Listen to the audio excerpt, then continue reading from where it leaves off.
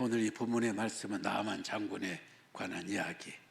주일학교 다녔던 분들은 그때 얼마나 재미있게 흥미롭게 들었는지 아직도 참 잘 기억하고 있는 그런 내용입니다.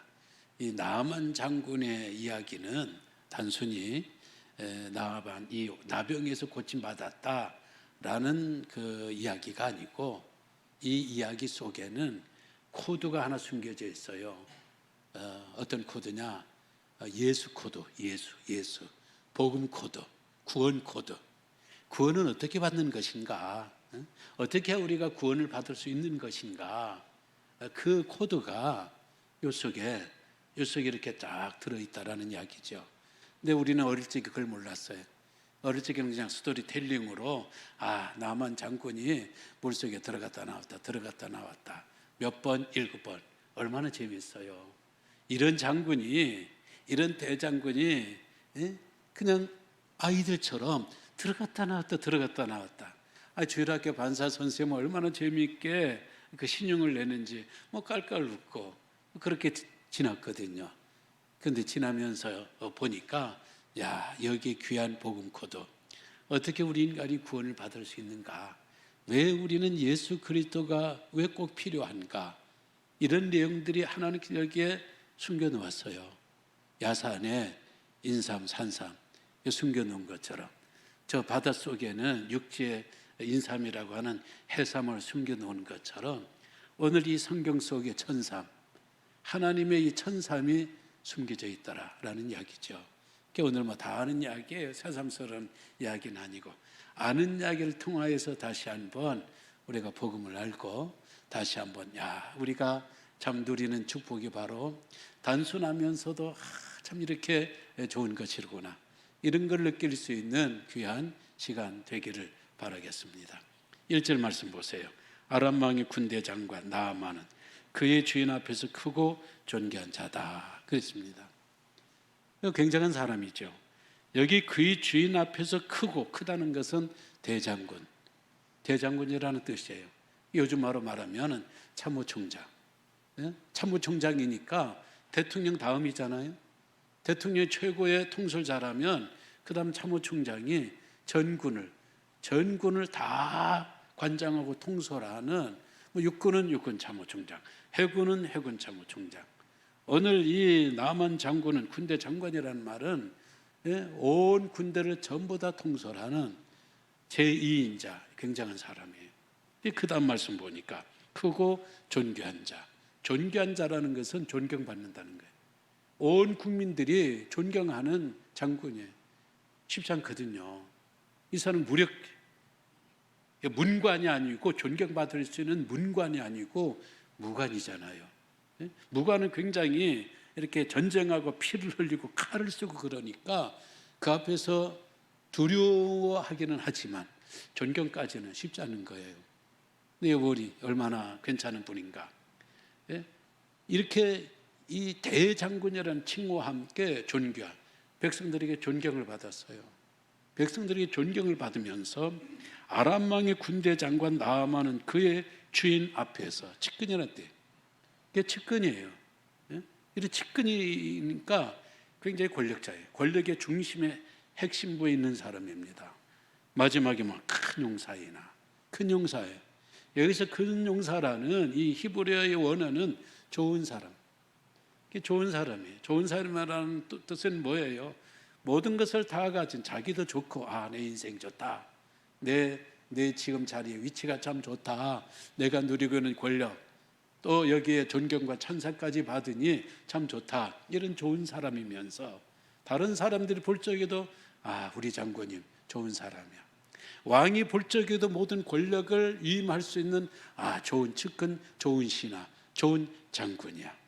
또 모든 사람 가정에서도 좋은 사람. 이런 사람이 얼마나 좋아요. 자, 우리 인생에 권력도 갖고 명예도 갖고 쉽지 않거든요. 돈도 갖고 명예도 갖고, 우리가 양손에 이런 좋은 것을 함께 누릴 수 있다는 것은 여간한 사람이면 아니에요. 특별한 사람은 누리는데 나만 장군이 이런 특별한 사람입니다. 문제는 1절 마지막에 큰 용사였다. 이걸 끝나면 좋아요. 이걸 끝나면 좋은데 큰 용사이나 but 그 말은 뭐예요? 앞에 있는 왕년엔 좋았는데 그 뜻이에요. 지금은 좋았는데, 여지까지는 좋았는데 이후부터는 안 좋다는 이야기예요. 여러분은 어느 걸 택하겠어요? 지금까지 좋았는데 그러나 이후부터는 안 좋았더라, 이쪽인가? 아니면은 지금까지는 아주 안 좋았는데 그러나 지금부터는 좋았다, 어느 걸 택하겠어요? 우리가 택할 수 있는 게 없죠. 뭐 내 인생 내가 택할 수 있나요? 특히 좋고 나쁜 것을 내가 선택할 수 없는 거예요. 오늘 이 나만 장군은 지금까지는 좋았지만 그러나 지금은 어떤 환자? 나병 환자다 그랬어요. 우리가 어느 병에도 걸리면 안 되죠. 감기조차도 걸리면 안 되죠. 그리고 모든 병은, 아름다운 병은 없어요. 그 중에서도 가장 힘들고 스스로도 못 견디는 그런 병이 나병이에요. 나병에는 외모적으로, 외형적으로 참 모습이 그렇죠. 뭐 다른 건 아프면은 고칠 수 있잖아요. 뭐 성령하면은 흉터가 없어지잖아요. 없던 거 다시 이리저리 해가지고 채워넣을 수도 있잖아요. 나병은 안 그렇죠. 나병은 한번 눈알이 빠져버리면요, 어떻게 하겠어요? 눈알이 있어드는 곳에 알이 없다고 생각해봐요. 이렇게 이 뚜껑이 이렇게 딱 덮어져야 되는데 이게 뭉그러져 가지고 구멍만 2개 있다고 생각해봐요. 이거 보기 쉽지 않거든요. 이런 사람, 자기 스스로가 자기 자신을 감당을 못해요. 사람들하고 그리고 멀어지죠. 사람들이 자꾸 옆에 오면은 앞에서는 굽실굽실해요. 대장군이니까 소외되고 외롭고 슬프고 짜증나고, 그리고 두렵고, 이게 바로 나병이에요. 성경은 죄와 나병하고 때로는 같이 볼 때가 있어요. 왜? 나병은 천형이라고 그래요. 천벌이라고 그랬잖아요. 천형의 벌이라고 생각했기 때문에 하나님께서 어떤 목적을 가지고 그 사람에게 의도적으로 내린 벌이다, 이렇게 해석을 하는 거예요. 그러니까 하나님께 버림받고 사람들에게 버림받고 두렵고 또 외롭고 스스로가 자기 자신이 혐오스럽고, 이게 나병이에요. 이게 인간이 죄예요. 인간적으로는 아무리 대단한 권력을 갖고 있고 공훈을 세웠고 나라를 위기에서 구한 영웅이었지만요, 나병에 딱 걸리니까 하루아침에 아무것도 아니에요. 아무런 힘도 아무런 권력도 이 나병 앞에서는 소용이 없는 거예요. 인간의 죄가 그래요. 아담 보세요. 대단한 사람이잖아요. 대단한 지혜와 만물의 왕이라고 할 수 있는 최고의 사람이었지만 관리자니까 죄가 딱 오니까 하루아침에 추방당했어요. 죄는 그 사람을요, 하나님 앞에서 버리도록 만드는 거예요. 하나님의 확 얼굴을 돌려버리도록 만드는 것이, 그게 바로 죄거든요. 죄책감이 시달리면 별 사람 없어요. 성직자들도 목회자들도 죄의 문제 걸리고 죄책감에 한번 탁 들어가면 힘 못 써요. 이게 죄의 위력이에요. 이 죄의 위력을 이길 수 있는 사람이 아무도 없는 거예요. 깊은 절망 가운데 빠져 있는데 뜻밖에도요, 좋은 소식은 아주 하찮은 사람을 통해서 다가왔어요. 이 집에 누가 살고 있었는가? 2절의 말씀. 전에 아람 사람이 떼를 지어 나가서 이스라엘 땅에서 어린 소녀, 어린 손이라는 것은 나이도 나이지만 보잘것없는 천박한, 포로잖아요. 예? 이런 천박한 보잘것없는 어린 소녀, 이 소녀가 자기 주인을 보니까 장군이 맨날 우리식으로만 맨날 술만 먹고 술 퍼먹고 그냥 한탄하고 절망에 빠져가지고 저 계속 여기는 계속 그점 몸에는 계속 막 가리우니까 막 긁고 이러고 있는 거예요. 들락날락 그 의원들이 왔다 갔다 해도 차도가 없는 거예요. 어린아이 마음속에 문득 고향에 있을 적에 고국에 있을 적에 엘리사 선지자가 병을 고쳤다는 이야기, 그 기적에 그 이적들이 생각난 거예요. 조심스럽게 여인에게, 여주인에게 이렇게 말한 겁니다. 3절, 그의 여주인에게 이르되 우리 주인이 사마리아에 계신 선지자 앞에 계셨으면 좋겠나이다. 그가 나병을 고치리이다. 이러고 있는 거예요. 여주인데 처음에 야, 그런 말 하지 마. 너 그런 말 저 장관한테 했다가는 너 혼난다. 그 말이 되냐? 세상에 여기에는 내놓으라 하는 의사들도 못 고치고 우리 이 아람이도 다 뭐 선지자들이 있고 다 이런 주술사들이 있는데 아무도 못 고치고 있는 나병이야, 나병. 그걸 어떻게 고쳐? 이것도 번긋 하지 마라. 그런데 여주인도 하루 지나고 이틀 지나고 자꾸 생각이 나는 거예요. 방법이 없으면 잡아야죠. 지푸라기로도 잡아야죠. 남편에게 말했을 거 아니에요, 여보. 제가 그러는데 저 그 이스라엘 나라에 선지자가 있는데 그 선지자가 나병을 고쳤대. 나병을 이적을 행했대. 어떻게 하겠어요? 그래? 가겠어요? 못 갑니다. 왜? 얼마 전에 가서 이스라엘 사람을 다 죽이고 왔거든요.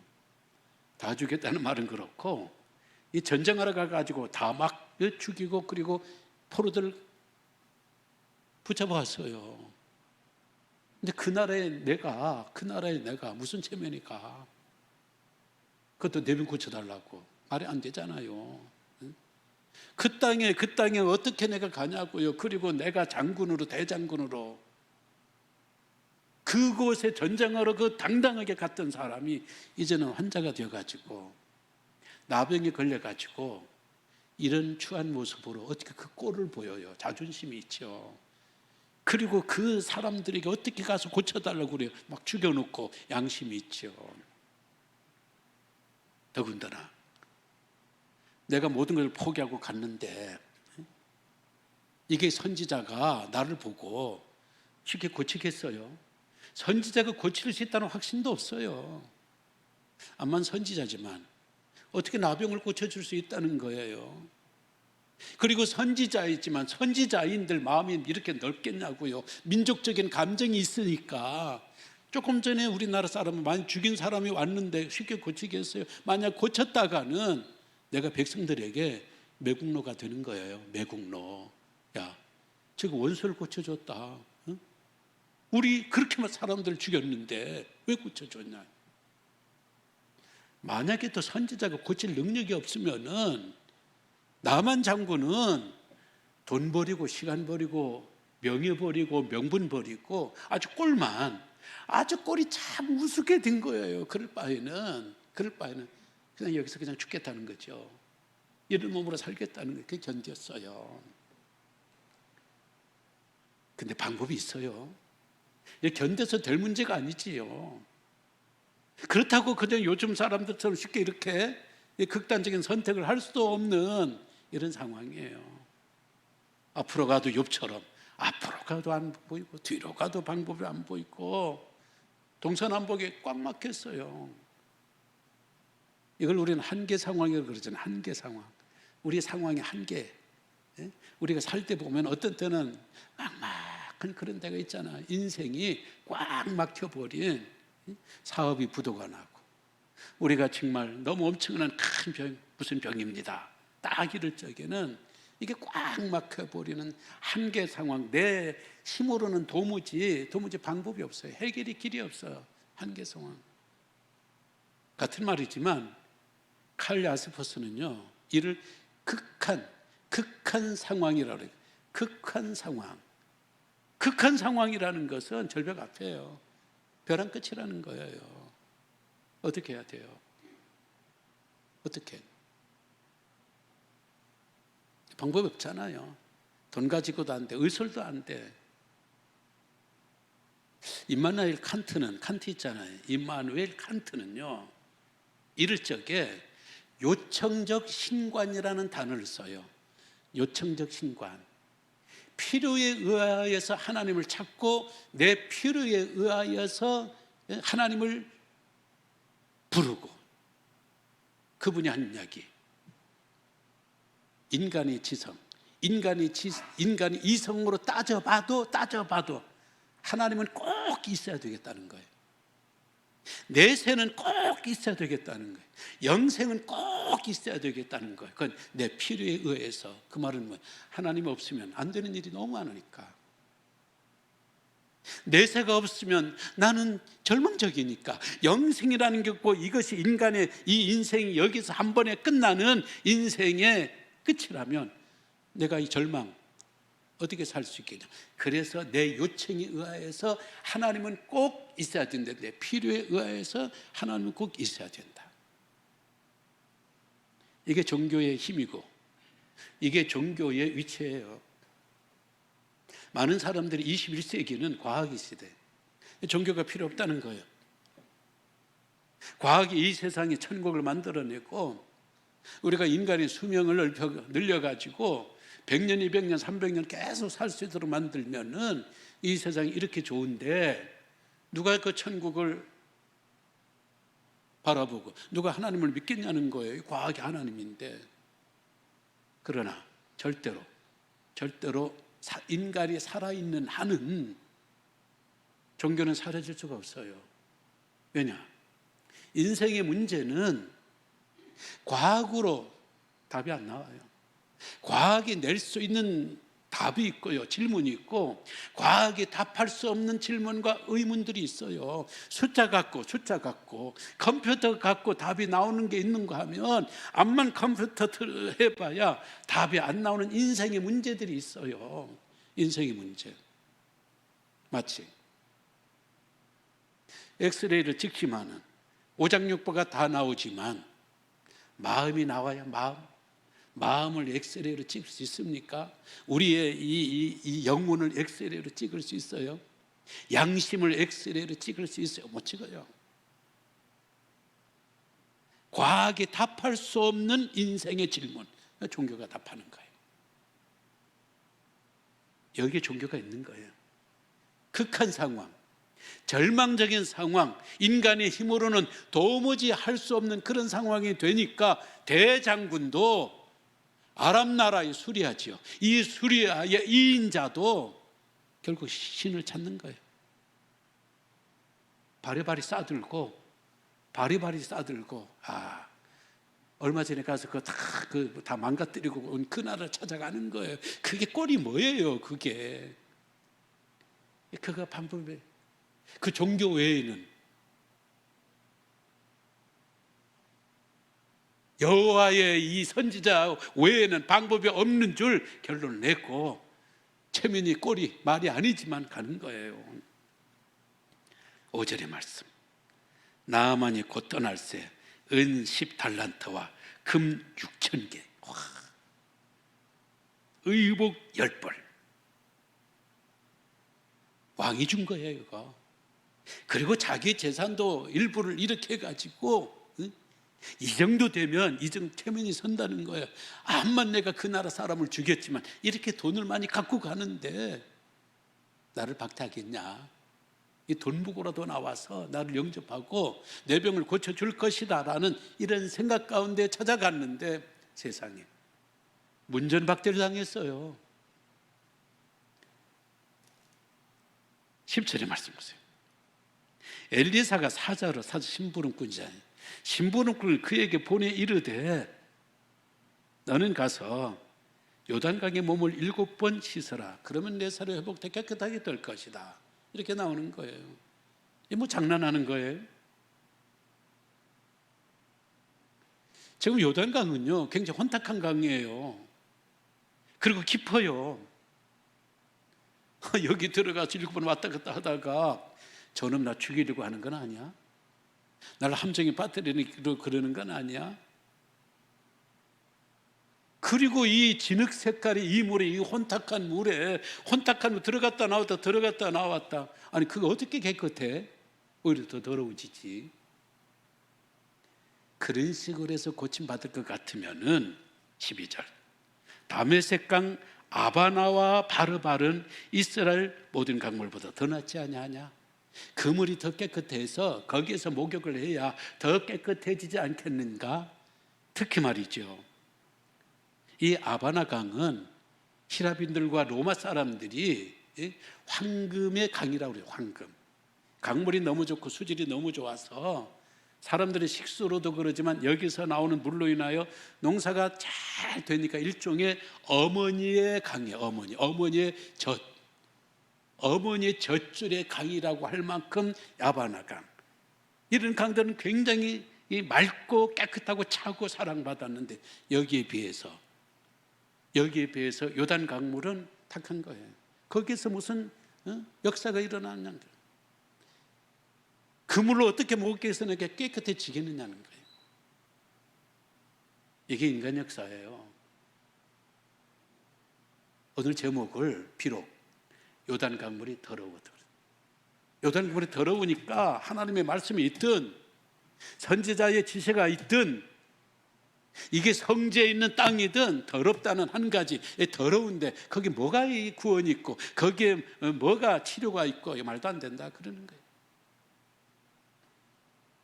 기독교가 처음 시작됐을 적에 유대인들이 그랬어요. 아니 나사렛에서, 아니 나사렛 같은 촌땅에서 촌것들에게서 무슨 선한 것이 나오겠느냐? 더러운 요단 강물에서 어떻게 나를 깨끗하게 할 수 있겠느냐? 이 촌것, 이 나사렛에서 무슨 선한 것이 나오겠느냐? 저 예수라는 사람에게서 어떻게 구원이 나오겠냐? 어떻게 저가 메시아가 될 수 있냐? 우습게 봤어요. 깔봤어요. 그래서 안 믿은 거잖아요. 그래서 하나님이 자기 땅에 들어왔지만 영접하지 않았잖아요. 왜? 이게 더럽다고, 요단 강물처럼 더럽다고 목욕 안 하고 있는 이 나만처럼.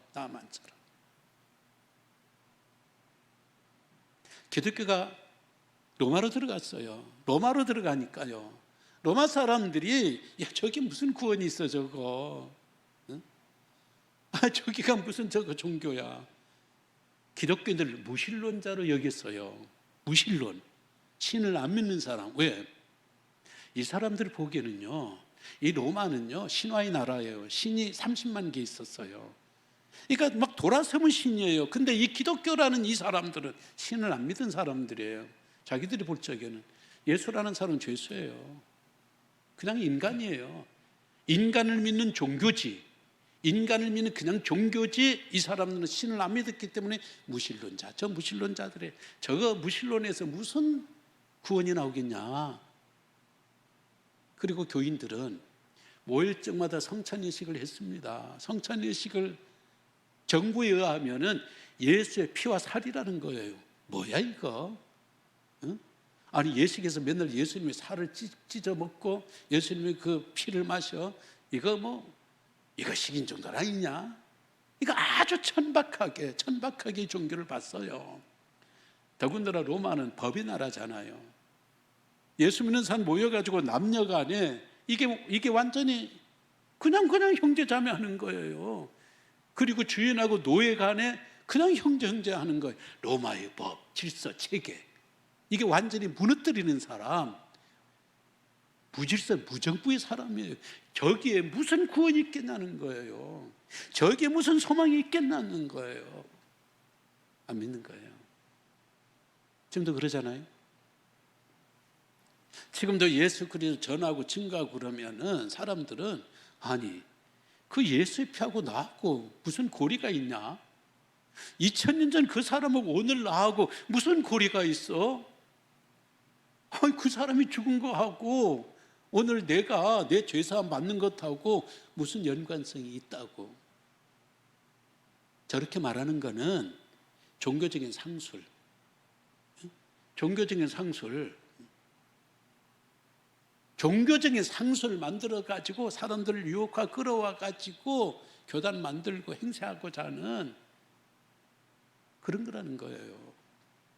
저게 무슨 구원이 있냐? 지금도 한국 교회를 향해서도 그래요. 저 교회라는 거 저거 아이고 타락하고 부패하고 저 교인들 저 말만 살고, 예? 아주 위선자들이고 뭐 그런 사람인데 거기에 무슨 구원이 있어? 저 더러운 곳에, 그 더러운 곳에. 그런데 사람들 가운데 부정적인 사람이 있는가 하면요, 꼭 긍정적인 사람이 있어요. 우리 자신들도 긍정적인 사람이 되겠지만은 항상 긍정적인 사람들하고 같이 가야 돼요. 우리 인생의 위기 가운데 특히 긍정적인 사람들, 이런 사람들이 말을 들어야 돼요. 우리가 영적인 침체, 슬럼프에 빠졌을 적에는 더욱더 긍정 마인드를 가진 사람들을 주변에 둬야 돼요.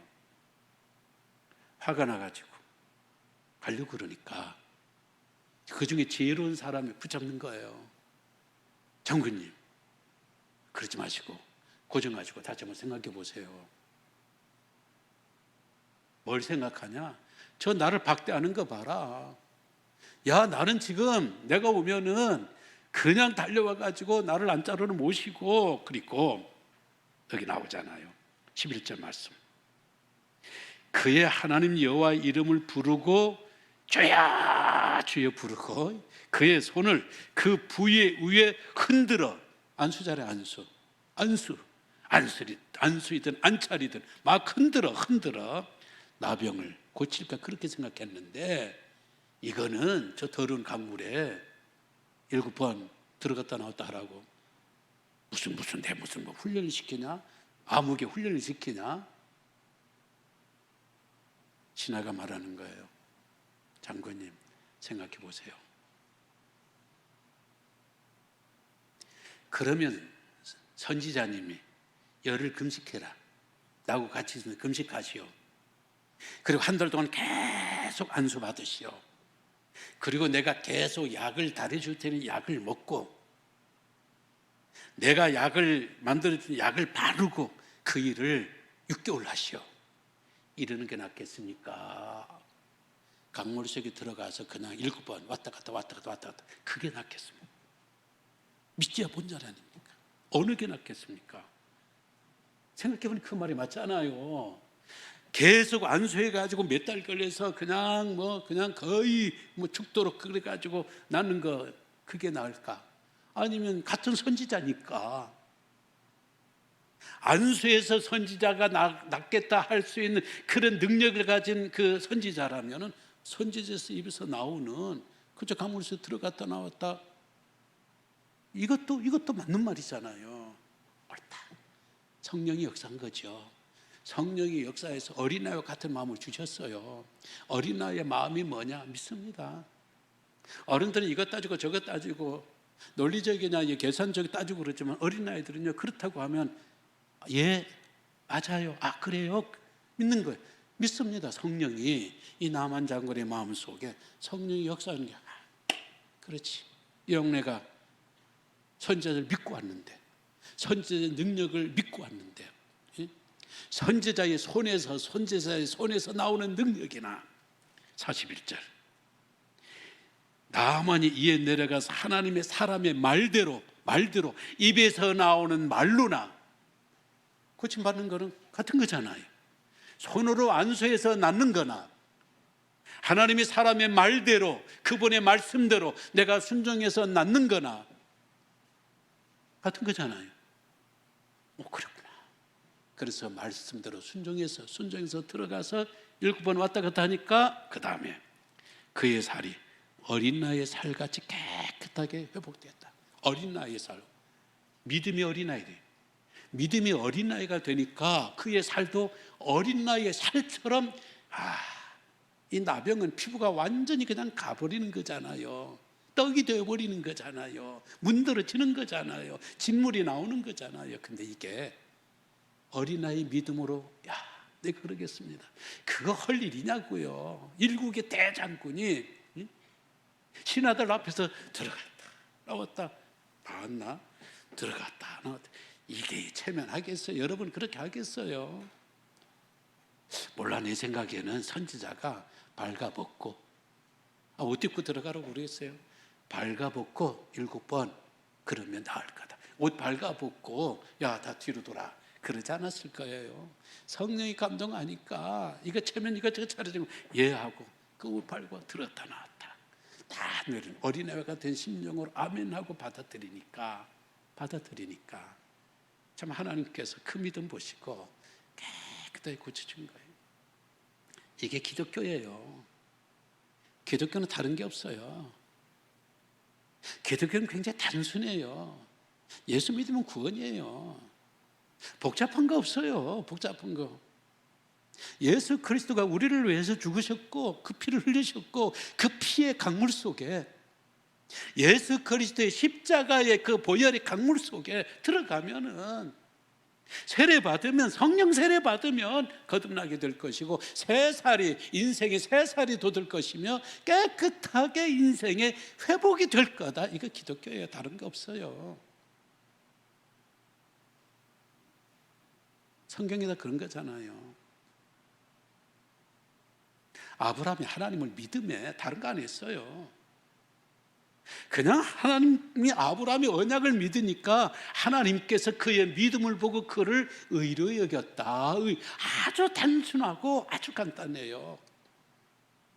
불뱀이 물려 죽어가는데 노뱀 장대에 높이 달아서 쳐다보며 살고, 얼마나 우스운 이야기예요. 이게 만화잖아요. 만화예요. 이게 무슨 애들 장난하는 거예요. 아니, 노뱀 보고 쳐다보면 불뱀 독이 막 올라가 죽어가는데 이게 산다는 거예요. 이게 말이 됩니까? 그러나 그 말씀대로 그 말씀 믿고 어린애 같은 심정으로 노뱀 보면 산대. 아, 그래? 노뱀을 딱 쳐다보니까 독이 싹. 이게 기독교예요. 누구든지 어떤 죄인이든지 나병과 같은 이 죄에 깊이 들어간 이런 사람들이든지 예수 그리스도를 믿음으로 영접만 하면,